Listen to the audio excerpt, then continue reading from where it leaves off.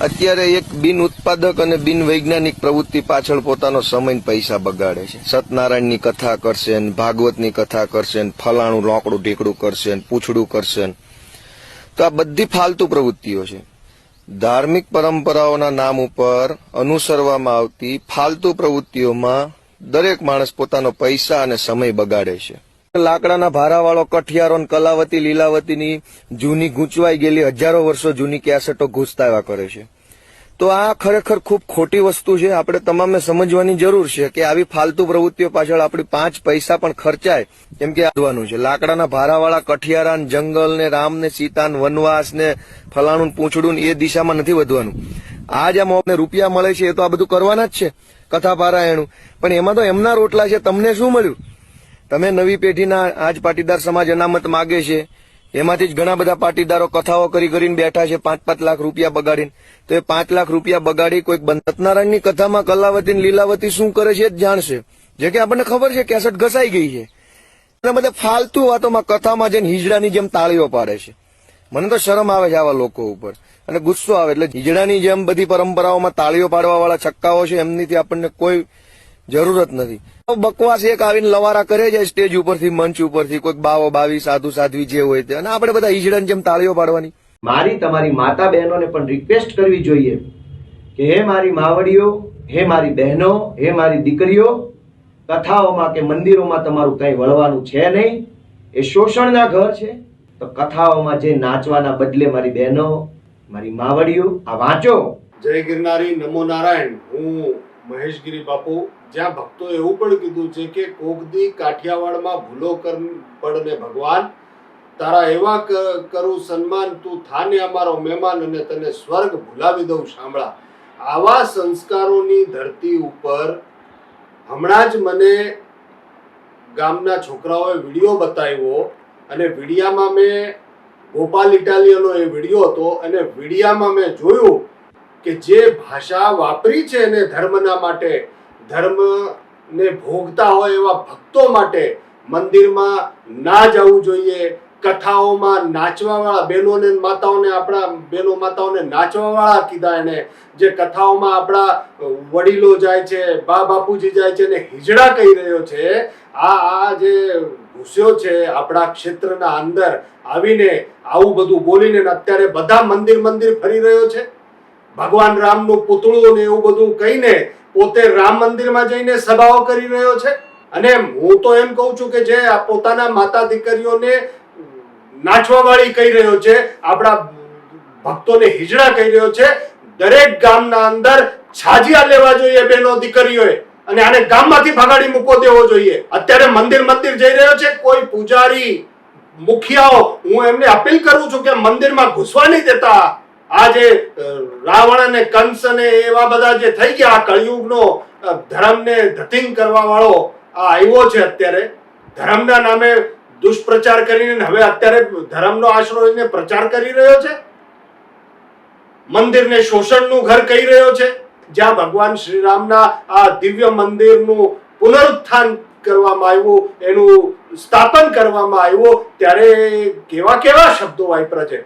યોગી આદિત્યનાથ, જેને યુપીનું આખી ધર્મની સ્થાપના તો કરી, સાથે સાથે રામ મંદિરની સ્થાપના કરીને યુપીને આટલું ઊંચું લઈ આવ્યા, આવા યોગી સાધુઓનું, એ યોગીજીનું કે યોગીજીના કાન ખેંચવા જોઈએ? શરમ આવવી જોઈએ તને। હું તો બધા સાધુ સંતો જેટલા પણ આ ગિરનારની છાયામાં છે અને આ જે ભેસાણ વિસાવદરના પંથકમાં જેટલા પણ સાધુ સંતો છે, બધા સાધુ સંતોને અપીલ કરું છું, નાના મોટા કડદર્શન, કે બધા હવે આ રૂમની મીટિંગો બંધ કરીને રસ્તા ઉપર આવીને આનો વિરોધ કરો, ગામમાંથી છાજિયા કાઢીને એનો બારે કાઢો, બહિષ્કાર કરો। કેવું બોલ્યો છે બધા ભૂદેવો માટે, બ્રાહ્મણો માટે કેવું બોલ્યો છે બધા બ્રાહ્મણોએ। પછી આ લોક ડાયરા આપણે જે કરતા હોઈએ છીએ, ભજન સંધ્યા કરતા હોઈએ છીએ, બધા કલાકારોને હું અપીલ કરીશ કે આ ડાયરા ભજનમાં જે મસ્તીમાં ભગવાનના નામમાં મસ્ત થઈ જાય એને નાચવા વાળા કે છે, તાળીઓ વગાડતા હોય ને હિજડા કહી રહ્યો છે, બધા કથાકારોની અપીલ કરીશ કે આણે કથાઓનો કેટલો વિરોધ કર્યો છે, શોષણનું કેન્દ્ર કીધું છે. બધા કથાકારોએ હવે બારે આવવું જોઈએ, કલાકારોએ બારે આવવું જોઈએ, બધા સાધુ સંતોએ બારે આવવું જોઈએ, રસ્તા ઉપર આવીને આનો વિરોધ કરવો જોઈએ. આ બંધ રૂમની મીટિંગ કરીએ ને આપણે એટલે જ આ ધર્મને નુકસાન પહોંચી રહ્યું છે. આપણે ચૂપ રહીએ છીએ એટલે આવા બધા આપણા જ ઘરમાંથી પેદા થઈને રાવણ અને પછી આવી રીતના સત્યાનાશ કરવા નીકળી પડ્યા હોય. એટલે બધાને બારે નીકળવું પડશે, એટલું યાદ રાખજો. અને આને છાજિયા લઈને અહીંથી ભગાડો. આ ગિરનારની ભૂમિ છે, આ ધર્મની ભૂમિ છે, અને ધર્મના અંદર આવા ધુતારાઓ નહીં ચાલે.